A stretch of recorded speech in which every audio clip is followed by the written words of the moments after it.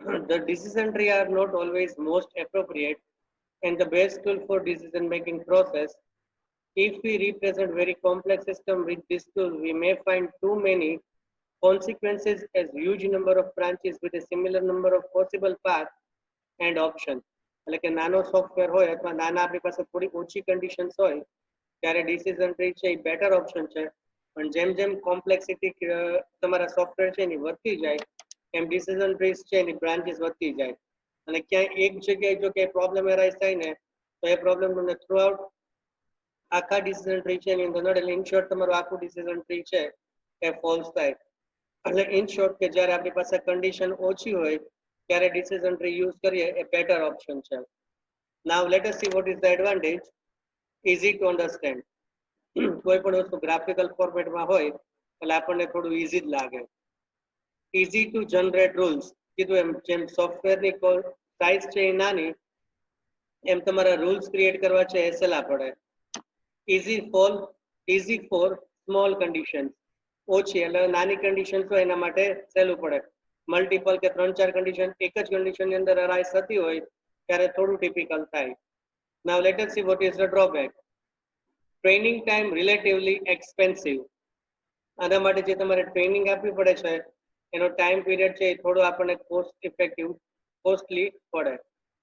Once a mistake is made at higher level, any sub-tree can be wrong.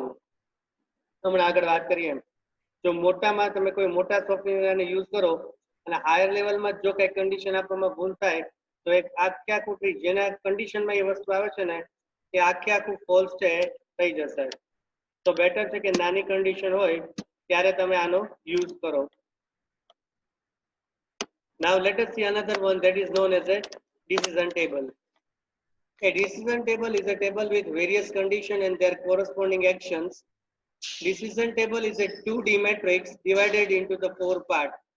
Number 1 is condition stub, number 2 is action stub, number 3 is condition entry, and number 4 is action entry. Now let us see what condition stub means. It is in the upper left quadrant which lists all the condition to be checked. આપણી પાસે total કેટલી condition આવવાની છે એનું heading છે આ. Action stub. It is the lower left quadrant which outlines all the action to be carried out to meet such condition. કેટલી condition છે સોરી જે condition છે એના પર કેટલી actions લેવાની છે આપણે action stub માં આપવાનું છે. Now condition entry. It is an upper right quadrant which provide answer to question asked in a condition stub quadrant. ઉપરની બાજુ આમ upper right quadrant છે એટલે ઉપરની બાજુ આવે અને એક્શન એન્ટ્રી જે ટેબલની અંદર વચ્ચે આવશે. હમણાં આખું ટેબલ આવશે એટલે આઈડિયા આવી જશે. It is in lower right quadrant which indicates the appropriate action resulting from the answer to the condition in a condition entry quadrant. Let us see the figure.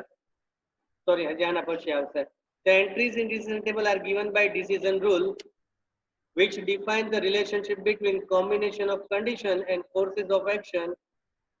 In rule section, y shows the existence of a condition. Like જ્યાં y તમને દેખાય ત્યાં સમજો કે આ condition true થાય છે. n represent a condition which is not satisfied, જે almost false જેવું છે. A blank, that is dash. Against action state, it is to be ignored. ત્યાંને તમે ન implement કરો તો પણ ચાલે. And x or check mark will do. Against action state it is to be carried out. એટલે x એટલે તમારે આને implement કરવાની છે. For example, now let us see the table. અત્યારે આપણે કસ્ટમર છે એને ડિસ્કાઉન્ટ કેવી રીતે આપવાનું એનું એક સિમ્પલ રિપ્રેઝન્ટેશન છે. ફોર એક્ઝામ્પલ કોઈ કસ્ટમર છે તમારી પાસે આવે છે તમને એડવાન્સ પેમેન્ટ છે એનું રિપ્રેઝન્ટેશન કરે છે. That is yes. અહીંયા રૂલ નંબર 1 છે આપણો. જો એ એડવાન્સ પેમેન્ટ કરતો હોય પરચેઝ એમાઉન્ટ ઓફ ₹10,000 ડેશ છે રેગ્યુલર કસ્ટમર પણ નથી સ્ટીલ તમારે એને 5% ડિસ્કાઉન્ટ આપવાનું. શું કામ? કારણ કે પેમેન્ટ એડવાન્સમાં કરે છે એટલે. અગેન સેકન્ડ રૂલમાં એડવાન્સ પેમેન્ટ નથી કરતા પણ પરચેસ કેટલું કરે છે? 10,000 છે એનું પરચેસિંગ કરે છે. રેગ્યુલર કસ્ટમર પણ છે તો એને પણ તમારે ડિસ્કાઉન્ટ આપવાનું. એટલે ઇન શોર્ટ જે કસ્ટમર છે એ એડવાન્સ પેમેન્ટ કરતો હોય અથવા જે કસ્ટમર 10,000 ની ખરીદી કરે છે અને રેગ્યુલર કસ્ટમર છે એને તમારે ડિસ્કાઉન્ટ આપવાનું છે, બાકી કોઈને આપવાનું નથી. રૂલ નંબર 3, એડવાન્સ પેમેન્ટ કરે છે નથી કરતા, પરચેસ કરે છે યસ, પણ રેગ્યુલર કસ્ટમર નથી તો ડિસ્કાઉન્ટ આપવાનું નથી.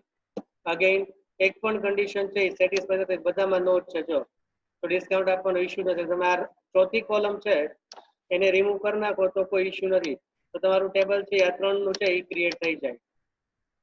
એટલે ઇન શોર્ટ, જે લોકો એડવાન્સ પેમેન્ટ કરે છે, જે 10,000 કરતા વધારે ખરીદી કરે છે અને જે લોકો રેગ્યુલર કસ્ટમર છે એવી જ વ્યક્તિને તમારે 5% ડિસ્કાઉન્ટ આપવાનું છે, બાકી કોઈને ડિસ્કાઉન્ટ છે એ આપવાનું નથી. એટલે આવી કોઈ વસ્તુ તમારી પાસે આવે ત્યારે ડિસિઝન ટેબલ છે એ આપણને બહુ હેલ્પફુલ થાય. હવે data flow analysis tool. Data flow analysis tool છે એ બે ટાઈપના આવે છે, એક છે ડીએફડી અને બીજું છે ડેટા ડિક્શનરી. હવે પહેલા આપણે ડીએફડી છે ત્યાંથી શરૂઆત કરીએ. DFT, that is known as a data flow diagram. A data flow diagram is a logical model of the flow of data through system that shows how the system boundaries, processes, and data entities are logically related. તમારે એક figure છે ને એને draw out કરવાની છે, કઈ વસ્તુ કોની સાથે ઇન્ટરકનેક્ટેડ છે ને એ તમારે બતાવવાની છે. That is known as a data flow diagram. Data ક્યાંથી આવશે, એના ઉપર શું કામ થશે અને પછી ડેટા ક્યાં જશે, આખું રિપ્રેઝન્ટેશન કરો, that is known as a DFD. In 1970s, data flow diagram were introduced and popularized for structure analysis and design by Gain and Sarson. આ વ્યક્તિએ 1970 માં એક સ્ટ્રક્ચર એનાલિસિસ અને ડિઝાઇનના પાર્ટ રૂપે એક DFD છે એની રચના કરી હતી. DFD shows the flow of data from external entities into the system. External entity એટલે શું? કોઈ ફાઇલ હોય, કોઈ ફોલ્ડર હોય. In short, data જ્યાંથી આવવાના છે ને એને આપણે external entity કહેશું. Shows how the data move from one process to another. એક જગ્યાએથી ડેટા આવે, પછી પ્રોસેસમાં જાય, બીજી જગ્યાએ ઇનપુટ આઉટપુટ આવે, એનું કંઈક પ્રોસેસિંગ કરવાનું તો એ થાય. આ બધું જ લોજિકલી રિલેટેડ છે એકબીજા સાથે, DFD ની અંદર આપણે બતાવવાનું છે. as well as its logical storage. ક્યાં ડેટા સ્ટોર થશે એ પણ આપણે બતાવવાનું છે. હવે એના માટે 4 અલગ અલગ સિમ્બોલ છે એનું રિપ્રેઝન્ટેશન આપણે ચેક કરવાનું છે. બે વ્યક્તિ આ વસ્તુનું રિપ્રેઝન્ટેશન આપ્યું છે કે ડી માર્કો અને યોર્ડન છે અને એક ગેન અને સાર્સન છે. બેના સિમ્બોલ છે ને એમાં રિપ્રેઝન્ટેશનમાં ફેર છે. તમે કોઈ પણ વસ્તુ છે એનો યુઝ કરી શકો. ફોર એક્ઝામ્પલ, ડી માર્કો અને યોર્ડન છે એ પ્રોસેસ માટે આવો સિમ્બોલ આપે છે, તો ગેન અને સાર્સન છે આ સિમ્બોલનો યુઝ કરે છે. ડેટા સ્ટોર માટે આ બે લાઈન છે એનો યુઝ કરે છે, તો એક આવા બોક્સ છે એનો યુઝ કરે છે. એન્ટિટી, જેને આપણે ફાઇલ પણ કહી શકીએ, એના માટે બેના સિમ્બોલ સરખા છે. ડેટા ફ્લો માટે પણ બેના સિમ્બોલ છે એ સિમિલર છે. એટલે આ બે વ્યક્તિ છે એમાંથી તમે કોઈ પણ ના સિમ્બોલ્સ છે એ તમારા ડીએફડી માટે યુઝ કરી શકો. જનરલી આપણે એવું ચેકઆઉટ કરીએ છીએ કે પ્રોસેસ હોય તો આ જ સિમ્બોલ વધારે વપરાય, ડેટા સ્ટોર હોય તો આ જ વસ્તુ વધારે વપરાય છે. એન્ટિટી અને ડેટા ફ્લોમાં કોઈ ઇશ્યુ છે કારણ કે બેના સિમ્બોલ છે એ સાવ સિમિલર છે. ચાલો હવે એ વસ્તુનું રિપ્રેઝન્ટેશન જોઈએ. સૌથી પહેલી વસ્તુ છે ને આપણે પ્રોસેસ નોટેશન કહેશું, જેની અંદર પ્રોસેસ થવાની છે. A process transform incoming data flow into outgoing data flow. Process નું કામ શું છે? જ્યાંથી ડેટા આવે છે એના ઉપર પ્રોસેસ કરવાની અને આઉટપુટ બાજુ મોકલી દેવાના. Now data store notation. Data store are repositories, જેને આપણે એક ટાઈપની હાર્ડ ડિસ્કનું કોમ્બિનેશન કહીએ એવું, of data in the system. They are sometimes also referred to as a file. Data generally આપણા ફાઇલમાં હોય, ફાઇલ બધી ફોલ્ડરમાં, ફોલ્ડર બધા હાર્ડ ડિસ્કમાં હોય.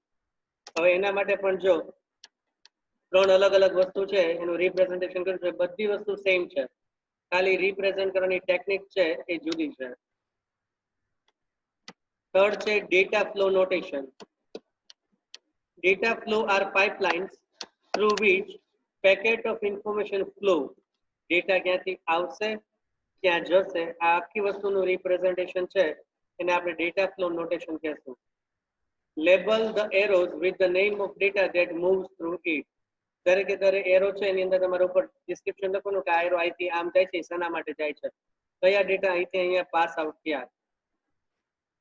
અને નંબર 4 છે એક્સટર્નલ એન્ટિટીઝ. બરાબર, જ્યાં આપણા ડેટા એકચ્યુઅલી સ્ટોર થવાના છે. External entities are objects outside the system which the system communicates. જેની સાથે સિસ્ટમને કમ્યુનિકેટ કરવાની છે ને એ ટાઈપના ડેટા જેને આપણે સોર્સ અથવા ફાઇલ કહી શકીએ. External entities are source and destination of the system, input and output. System જ્યાંથી ડેટા લેવાનું છે, સિસ્ટમ જે આઉટપુટ સેન્ડ કરવાનું છે, આ આખી વસ્તુને આપણે એન્ટિટીઝ કહેશું. હવે એનો એક્ઝામ્પલ છે ને ચેકઆઉટ કરીએ કે ડીએફડી કેવી રીતે દેખાય, આગળ આવશે. હવે પેલા ડીએફડી ને આપણે બે પાર્ટ છે ને ચેકઆઉટ કરી લઈએ. પેલું ડીએફડી છે ને આપણે લોજિકલ ડીએફડી કહેશું અને ફિઝિકલ ડીએફડી, બે ટાઈપ છે. સપોઝ લોજિકલ છે ત્યાંથી આપણે સ્ટાર્ટઅપ કરીએ. This type of DFD concentrate on the system process and flow of data in the system. For example, in a banking software system, how data is moved between different entities. Logically also એકબીજા સાથે logically કેવી રીતે connected કરેલા છે.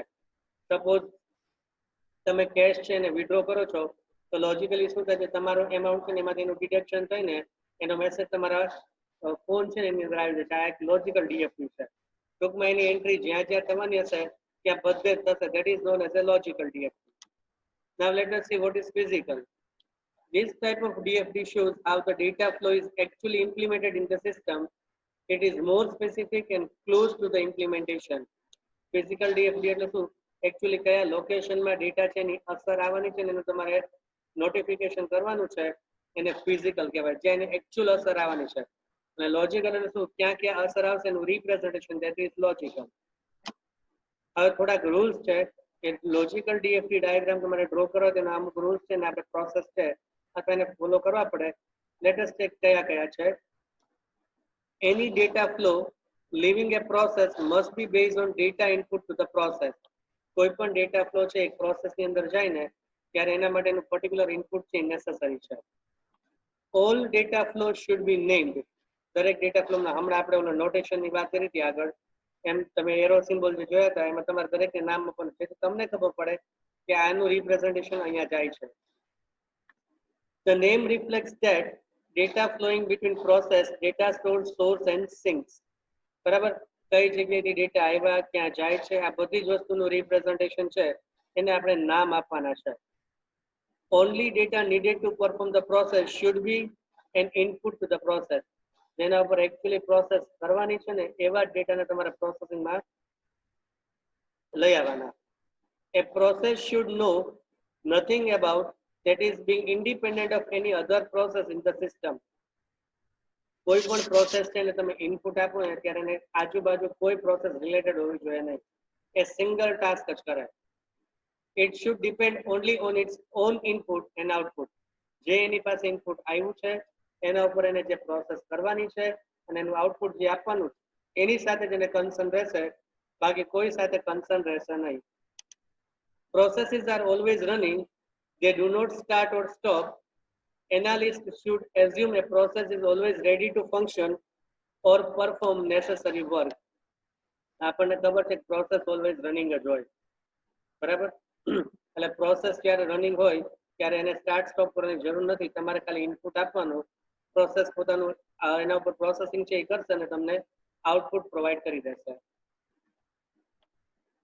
ચાલો હવે level 0 અને level 1 એવા બે ડીએફડી છે ને આપણે રન આઉટ કરવાના છે. લેવલ 0 ડીએફડી છે કોને કહેવાય એને ચેકઆઉટ કરીએ. Highest abstraction level DFD is known as a level 0 DFD, which depicts the entire information system as a one diagram concealing all the underlying details. Level 0 DFD are also known as a context level DFD. તમારી સિસ્ટમનો આખે આખો diagram છે ને તમારે single ફિગરમાં represent કરવાનો, that is known as a level 0 DFD. જો આ એક્ઝામ્પલ આપ્યો છે કે કસ્ટમર છે એ ઓર્ડર પ્લેસ કરે છે, ઓનલાઈન શોપિંગ સિસ્ટમ છે, ઓનલાઈન શોપિંગ સિસ્ટમમાં કસ્ટમર છે ઓર્ડર પ્લેસ કરે છે તો કસ્ટમરને શું કરવાનું, તો ઓનલાઈન શોપિંગ સિસ્ટમ છે ને ડિલિવરી કસ્ટમરને આપવાની. અત્યારે આ બે કનેક્શન છે. આપણને ખબર છે કે આની વચ્ચે હજી ઘણી બધી પ્રોસેસ થાય છે, પણ અત્યારે આપણે બે જ વસ્તુ સાથે લિંક છે. કસ્ટમર ઓર્ડર કરે છે, ઓનલાઈન શોપિંગ સિસ્ટમ છે એ કરીને ડિલિવરી કસ્ટમરને આપે છે. હવે લેવલ 1 માં થોડું આને રિલેટેડ આગળ આવશે. જો હવે લેવલ 1 શું કે છે, જો The level 0 DFT is broken down into more specific level 1 DFT. Level 1 DFT depicts basic module in a system and flow of data among various modules. Level 1 DFT also mentions basic processes and source of information. હવે level 0 છે ને એને આપણે detail understanding માં define કરવાનું છે. આગળ આપણે વાત કરી કે કસ્ટમર છે એ ઓનલાઈન શોપિંગ મોડ્યુલ છે બરાબર, એના પર ઓર્ડર તો આપે અને ઓનલાઈન શોપિંગ મોડ્યુલ છે એને ઓર્ડર છે સેટિસ્ફાઈ કરીને કસ્ટમર મૂકે, પણ આની વચ્ચે હજી ઘણી બધી પ્રોસેસ થાય છે. ઘણી પ્રોસેસમાં શું થાય કે પેલા કસ્ટમરનું વેલિડેશન થાય, એનું એડ્રેસ વેલિડેટ થાય, કસ્ટમરની પ્રોડક્ટ છે ઓનલાઈન શોપિંગ વાળા પાસે છે કે નહીં ચેક થાય, એની પાસે હોય તો કસ્ટમર પાસે પેમેન્ટ ડિટેલ માંગવામાં આવે, કસ્ટમર પેમેન્ટ ડિટેલ આપે એ ઓથેન્ટિક થાય, ઓથેન્ટિક થાય એટલે એનું ઓટીપી ક્રિએટ થાય, ઓટીપી ક્રિએટ થાય કસ્ટમરના મોબાઈલમાં જાય, કસ્ટમર એ વસ્તુ વેબસાઇટ ઉપર ઇમ્પ્લિમેન્ટ કરે, પછી બેંક પાસેથી એ વસ્તુ છે એ અગ્રી થાય, ઓનલાઈન શોપિંગ કાર્ટ છે એમાં પૈસા છે ક્રેડિટ થાય, પછી ઓનલાઈન શોપિંગ વાળી સાઇટ છે એ તમારા ડેટા છે એનો ઓર્ડર કન્ફર્મ કરે, પછી એને શિપિંગ કરે એટલે એને પેક કરે, શિપિંગ કરે પછી તમારા સુધી પહોંચે. 15 એક વસ્તુ છે એનું રિપ્રેઝન્ટેશન આવે. જો પણ આપણે એને સ્મોલમાં રિપ્રેઝન્ટેશન ફિગર આઉટ કેવી રીતે કરાય? જો હવે કસ્ટમર છે એ સૌથી પહેલા ઓર્ડર પ્લેસ કરશે એટલે ઓર્ડર સેલ્સ ડિપાર્ટમેન્ટમાં જશે. સેલ્સ ડિપાર્ટમેન્ટ એ ઓર્ડર છે ને પ્રોસેસ કરીને ઓર્ડર પ્રોસેસિંગ છે એની અંદર ડિફાઇન કરશે. હવે ઓર્ડર પ્રોસેસિંગમાં બે કામ થશે. જો એક તો લેફ્ટ હેન્ડ સાઈડ કસ્ટમરના ડેટા છે એ વેરીફાઈ થશે અને બીજી વસ્તુ આપણી પાસે સ્ટોરમાં એ ડેટા અવેલેબલ છે કે નહીં એ પણ ચેક થશે. એટલે બે વસ્તુ છે એનું રિપ્રેઝન્ટેશન થાય એટલે આ ઓર્ડર પ્રોસેસિંગ છે એ કમ્પ્લીટ થાય એટલે એકાઉન્ટ ડિપાર્ટમેન્ટ છે એને કહેશે કે એનું ફાઇનાન્શિયલ વેરિફિકેશન છે તમે કમ્પ્લીટ કરો. એટલે એકાઉન્ટ ડિપાર્ટમેન્ટ જ્યારે એનું ફાઇનાન્શિયલ વેરિફિકેશન ઓકે કરીને આપશે એટલે અગેન પ્રોસેસિંગ ઓર્ડર છે એનો ઓર્ડર છે એ કન્ફર્મ કરશે, સેલ્સમાં એ ઓર્ડરને મોકલશે અને પછી એનું કસ્ટમર છે એને એની ડિલિવરી કરશે. હવે એક નાનો જ પાર્ટ છે એ કેટલા મોટા ચાર બીજા પાર્ટની અંદર ડિવાઈડ થઈ ગયો. જો કસ્ટમર વેલિડેશન, એકાઉન્ટ, સ્ટોર, આ ત્રણ છે ઇનપુટ છે એમાં, અને આ ત્રણનું વેલિડેશન કમ્પ્લીટ થયું પછી તમારો ઓર્ડર છે એ કન્ફર્મ થયો. એટલે લેવલ 1 ડીએફડી છે એ ઘણું ડિટેલમાં રિપ્રેઝન્ટેશન આપશે. હજી આવા લેવલ 2, લેવલ 3 પણ આવે. જેમ જેમ આગળ તમારે એને બાયફર્કેશન કરવાના પડે, જેમ જેમ વેલિડેશન્સ વધતા જાય એમ તમારું લેવલ છે એ વધતું જાય. Now let us see what is a context diagram. A context diagram is a top level also known as a level 0 data flow diagram. આગળ આપણે જે વાત કરી હતી એ જ વસ્તુનું રિપ્રેઝન્ટેશન છે પણ બહુ શોર્ટ ફોર્મેટમાં. It only contains one process node that is known as a process 0 that generalize the function of entire system in relationship to external entities. સામે જેટલી વસ્તુ છે એક્સટર્નલ એન્ટિટીઝ તમને જેટલી દેખાય છે બરાબર એ બધાનું એક કોમન પ્રોસેસ છે એનું રિપ્રેઝન્ટેશન આપ્યું છે. એટલે માની લો કે આઈટી ડેટા આવતા હોય સેલ્સમાંથી, ઓર્ડરમાંથી, સ્ટોકમાંથી, આ બધાનું એક જ જગ્યાએ રિપ્રેઝન્ટેશન થાય. That is known as a context diagram. ટૂંકમાં એન્ટિટીઝ ગમે તેટલી હોય પણ એની પ્રોસેસ કોઈ એક જ લોકેશન ઉપર થતી હોય that is known as a context diagram. એને તમે લેવલ 0 પણ કહી શકો. Now let us check what is data dictionary.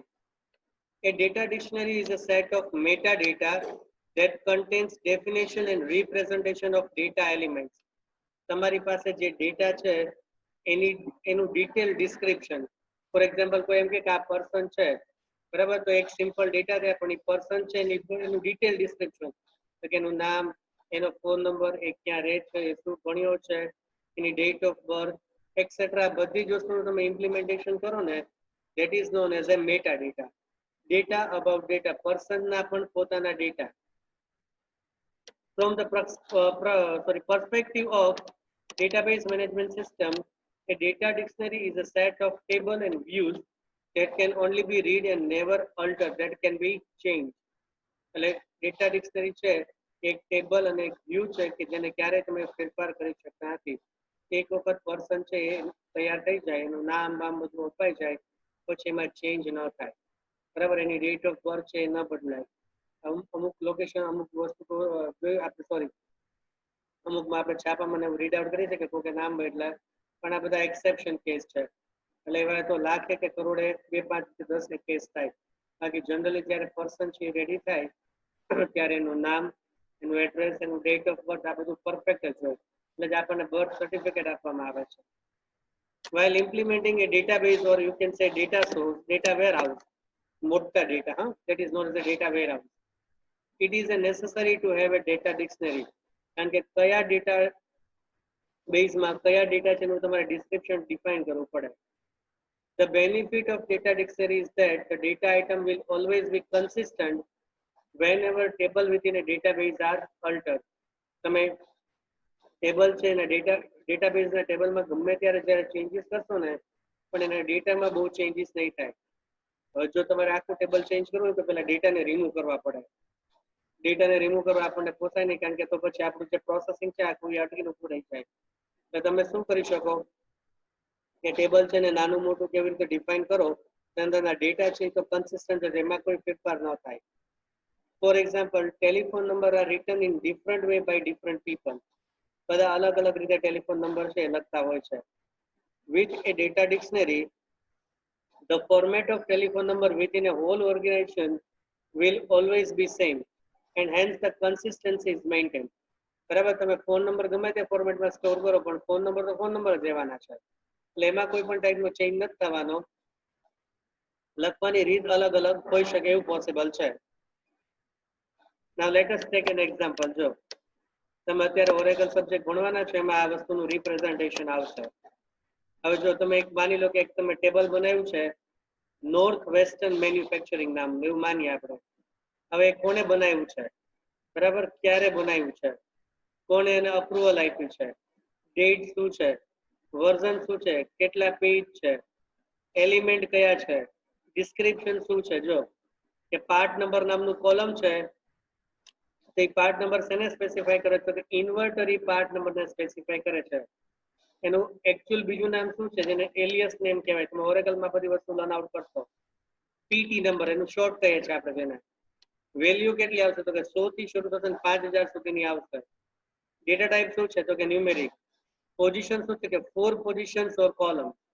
બરાબર, આ ડેટા ડિસ્ક્રિપ્શન થયું એટલે ડેટા ડિક્શનરી થયું. તમે એક કોલમ ટેબલ છે એનું યુઝ કરો છો, એક કોલમ છે એની અંદર શું આવશે, એના શું નામ હશે, એનું ડિટેલ નામ શું છે, એનું શોર્ટ નામ શું છે, એની અંદર કઈ રેન્જના ડેટા આવશે, એનો ડેટા ટાઈપ શું છે, આ બધી જ વસ્તુનું રિપ્રેઝન્ટેશન કરો ને that is known as a data dictionary. આને મેટા ડેટા કહેવાય. આ પાર્ટ નંબર ને બધી વસ્તુ તમે જે ચેકઆઉટ કરો છો એને તમે મેટા ડેટા કહી શકો. Data about data. આપણને તો જો ટેબલ હોય તો ટેબલના કોલમની ખબર હોય, પણ એ કોલમની અંદર જેટલું ડિટેલ ડિસ્ક્રિપ્શન આવતું હોય એ બધું તમે એક લોકેશનમાં સ્ટોર કરો ને that is known as a data dictionary. એટલે ડેટા અબાઉટ ડેટા કહેવાય. હવે આ યુનિટ છે એનો એક છેલ્લો ટોપિક સોફ્ટવેર એન્જિનિયરિંગ. હજી એમાં થોડી નાની મોટી વસ્તુ છે, પણ ફર્સ્ટ યુનિટનો આપણે આ લાસ્ટ ટોપિક છે ને અત્યારે ડિસ્કસ કરવાના છીએ. Software engineering is the form of engineering that applies the principle of computer science and mathematics to achieve cost-effective solution of a software problem. તમારે કમ્પ્યુટર સાયન્સ અને મેથેમેટિક્સ છે એના ઇક્વેશન્સ ને ભેગા કરીને તમારી સોફ્ટવેરની કોસ્ટ છે એને નીચે થોડી લઈ આવવાની છે, પ્લસ એને ઇફેક્ટિવ રીતે રિપ્રેઝન્ટ કરવાનું છે. બરાબર, કોસ્ટ તો નીચે આવે પણ જો પછી પ્રોબ્લેમ અરાઇઝ થઈ જાય ને તો એ પાછું એમને એમ જ થાય. એટલે કોસ્ટ પણ નીચે આવે ને પાછું તમારું સોફ્ટવેર છે એ એકદમ ફ્લુએન્ટ થઈ જાય ને એના માટે આપણે આ પ્રોસેસમાંથી પાસ આઉટ થવાનું છે. Since the beginning of computing in 1940s, the application and uses of computers have grown at a rapid rate. 1940 થી જ્યારે એપ્લિકેશન્સ કમ્પ્યુટરના ચાલુ થયા છે ને ત્યારથી કમ્પ્યુટરના સોફ્ટવેર બનાવવાની ગ્રોથ છે ને એકદમ વધી ગઈ છે. Software plays a vital role in almost all areas of daily life, in government, banking, finance, education, transportation, entertainment, medicine, agriculture and law. લગભગ એક પણ એરિયા એવો બાકી નથી કે જ્યાં સોફ્ટવેર છે એનું રિપ્રેઝન્ટેશન ન થયું હોય. આપણા ડે ટુ ડે લાઈફમાં બધે જ સોફ્ટવેર છે એનું રિપ્રેઝન્ટેશન આવી ગયું છે. The number, size and application domain of computer programs have grown largely. એની સાથે સાથે કમ્પ્યુટરના પ્રોગ્રામ્સ એ બધી વસ્તુ છે એ પણ મોટી થતી ગઈ છે. As a result, Billions of rupees are being spent on software development, and the lives of many people depends on effectiveness of this development. અને આના હિસાબે જ કરોડો રૂપિયાના સોફ્ટવેર છે એ માર્કેટની અંદર બને છે અને એના હિસાબે જ ઘણા બધાની લાઈફ છે બરાબર એ એના હિસાબે જ ચાલે છે એવું પણ તમે કહી શકો. અત્યારે કેટલી બધી આઈટી ફર્મ છે માર્કેટમાં, ઇન્ફોસિસ, વિપ્રો, ટીસીએસ, એચસીએલ, જેની અંદર 50-50, 60-60 હજાર એમ્પ્લોય છે એ વર્ક કરે છે. બીજી નાની નાની તો કેટલી કંપનીઓ હશે. Software product help us to be more efficient and productive. બરાબર, સોફ્ટવેર પ્રોડક્ટ આપણે શું કર્યું છે, મોર એફિશિયન્ટ, આપણને ઘણી બધી યુઝફુલનેસ આપી છે અને પ્રોડક્ટિવ કર્યા છે, આપણને નવું નવું વિચારતા કર્યા છે. They make us more effective problem solver and they provide us with an environment for work and play that is often safer and more flexible. બરાબર, અત્યારે ફોર એક્ઝામ્પલ આપણે બેંકની એપ્લિકેશન લઈએ, સપોઝ એસબીઆઈ, તો એસબીઆઈમાં યોનો એસબીઆઈ નામની application આવે છે. હવે તમારે કોઈને પૈસા ટ્રાન્સફર કરવા છે તે 5000 રૂપીસ, બરાબર, તો જ્યારે આ સોફ્ટવેર નહોતા ત્યારે શું કરવું પડતું, તમારે બેંકે જવાનું, બેંકે જઈને ચેક છે એની ડિટેલ આપવાની, જેના ખાતામાં જમા કરો જેની સ્લીપ છે તમે પે આઉટ કરો, સ્લીપને બધું ભરી જાય એટલે બેંકના કાઉન્ટરમાં આપો, બેંકના કાઉન્ટર વડે બધી વસ્તુ એક્સેપ્ટ કરે, જ્યારે એન્ટ્રી કરે ત્યારે સામેવાળાના એકાઉન્ટમાં પૈસા છે ક્રેડિટ થાય. હવે યોનો એસબીઆઈ એપ્લિકેશન આવી, તમે જેના ખાતામાં પૈસા એડ કરવા છે અને રજીસ્ટર કરી નાખો. જો ઓલરેડી હોય તો કોઈ ઇશ્યુ જ નથી, રજીસ્ટર કરો, પૈસા આપો ને ક્લિક આપી દો, વિધિન 5 to 10 મિનિટ્સ ઓલાના ખાતામાં પૈસા જમા થઈ જાય. એટલે જો આ બધા સોફ્ટવેર ડેવલપમેન્ટનું કામ એટલું બધું ઈઝી થઈ ગયું છે, સોરી સોફ્ટવેર ડેવલપમેન્ટ એટલા બધા સોફ્ટવેર છે એટલા બધા ઈઝી થઈ ગયા છે કે યુઝરનું કામ છે એકદમ ઈઝી થઈ ગયું છે. એટલે જે લોકોએ ડેવલપમેન્ટ કર્યું છે એ લોકોએ ઘણી પ્રોડક્ટિવિટી આમાં વાપરી છે, પોતાનું માઇન્ડ અપ્લાય કર્યું છે, શું જોશે, કેવું જોશે, કેવી એન્ટ્રી જોશે, આ બધી જ વસ્તુનું ડિસ્ક્રિપ્શન આવી જાય, ઘરે બેઠા બેઠા બધા ટાસ્ક થઈ જાય. Despite this success, there are serious problems in the cost, timeline and quality of many software products. ઘણા બધા એડવાન્ટેજ હોવા છતાં ઘણા બધા ડ્રોબેક્સ પણ છે. એ ઘણા બધા પ્રોજેક્ટ્સ એવા હોય કે જેને તમારે અડધા ડેવલપ કરીને પછી મૂકવા પડે. અમુક ટાઈમલાઈન આપણે નાખ્યું એમાં કમ્પ્લીટ ન થાય, અમુક ક્વોલિટી છે એમાં કમ્પ્લીટ ન થાય, તો આ વસ્તુ છે એ પણ ડેમેજ કરે છે આપણને. The reasons for this problem are many and include the following. હવે આના માટેના કયા કારણો કયા કયા છે? જો નંબર 1 છે, software products are among the most complex of man-made systems, and software by its very nature has inherent essential properties that are not easily addressed. હવે કોઈ પણ સોફ્ટવેર ડેવલપ કરો ને એમાં માઇન્ડ છે એ કોનું ચાલશે? આ તમારા મારા જીવન, બરાબર, તમારા મારા જીવનનું માઇન્ડ ચાલે એટલે બધાના માઇન્ડમાં જુદી જુદી વસ્તુ છે ને એ ઇનહેરિટ થતી હોય અને એના હિસાબે સોફ્ટવેર છે એના આઉટપુટમાં કે એના ઇમ્પ્લિમેન્ટેશનમાં થોડા ચેન્જીસ આવે. Programming techniques and process that work effectively for a small team to develop modest size project do not work well to develop large or complex system. હવે જે 5 જણાની ટીમ છે એક નાનો પ્રોજેક્ટ ડેવલપ કરે અને એ જ ટીમને તમે મોટો પ્રોજેક્ટ આપો તો મોટા પ્રોજેક્ટ છે એમાં એ વસ્તુ ક્યારેય ફિટ ન થાય, બરાબર. જેમ પ્રોજેક્ટની સાઇઝ ઇન્ક્રીઝ થાય ને એમ તમારે વધારે લોકોને ઇન્વોલ્વ કરવા પડે, કારણ કે તો જ વર્ક ડિસ્ટ્રીબ્યુટ થાય ને તો જ આપણે આગળ વાત કરીએ એમ ટાઈમલાઈન લેસ, બરાબર. તો ટાઈમલાઈન લેસ છે એની અંદર તમારો પ્રોજેક્ટ છે એ તો જ પૂરો થાય. The rate of change in computer and software technology drives demand for new and evolved software products. This situation has created customer expectation to produce quality of within an acceptable time. હવે computer છે એ બદલાઈ ગયા, generations બદલાઈ ગઈ, સોફ્ટવેરની technology અલગ અલગ બદલાઈ ગઈ, બરાબર. હવે એના હિસાબે શું થયું કે જે કસ્ટમરે તમને સોફ્ટવેર ડેવલપમેન્ટનું વર્ક કર્યું છે, બરાબર, એ એવું કહે છે કે તમે વિધિન એ ટાઈમ પિરિયડમાં આ બધું જ ઇમ્પ્લિમેન્ટ કરો. માની લો કે પહેલા તમને એમ કીધું કે તમે ASP છે અથવા PHP તમે ભણી ગયા, PHPમાં સોફ્ટવેર ડેવલપ કરીને આપો. હવે એકાદ વર્ષનો પ્રોજેક્ટ છે, એકાદ વર્ષ પછી એવું થયું કે PHP ને બદલે એ તમને એવું કહે છે કે તમે ASPમાં કમ્પ્લીટ કરીને આપો. હવે તમે એક વર્ષની અંદર લગભગ 90% વર્ક પૂરું કર્યું છે, તમે આને ASPમાં કેવી રીતે કન્વર્ટ કરો? એટલે આવા ઘણા બધા ઇશ્યુઝ છે એ કેરી ફોરવર્ડ થાય છે. હવે જો characteristics of good software. While developing any kind of software product, the first question in any developer minds is what are the quality that good software should have. કોઈ પણ developer જ્યારે software develop કરતો હોય ત્યારે એના માઇન્ડમાં એક જ question આવે કે સારો સોફ્ટવેર કોને કહેવાય. બરાબર, એના માટે આપણે થોડી વસ્તુ છે ને ચેકઆઉટ કરવાના છે. First of all, a software product must meet all requirement of the customer or end user. જેને ખરેખર સોફ્ટવેર વાપરવાનો છે એની બધી ડિમાન્ડ તમે ફૂલફિલ કરો એને એક સારો સોફ્ટવેર કહી શકાય. Also the cost of developing and maintaining software should be low. આ બીજું ફેક્ટર. તમને જે પ્રી ડિફાઇન્ડ કોસ્ટમાં આપી છે એની અંદર તમે સોફ્ટવેર ડેવલપ કર્યો હોય અને મેન્ટેન થતો હોય તો it is better. The development of software should be completed in a specified time frame. ત્રણ વસ્તુ આવી: કસ્ટમરની રિક્વાયરમેન્ટ, કોસ્ટ ઇફેક્ટિવનેસ અને ટાઈમ ફ્રેમ. આ ત્રણેય જો સેટિસ્ફાય થતું હોય તો એને તમે ગુડ સોફ્ટવેર છે એ કહી શકો.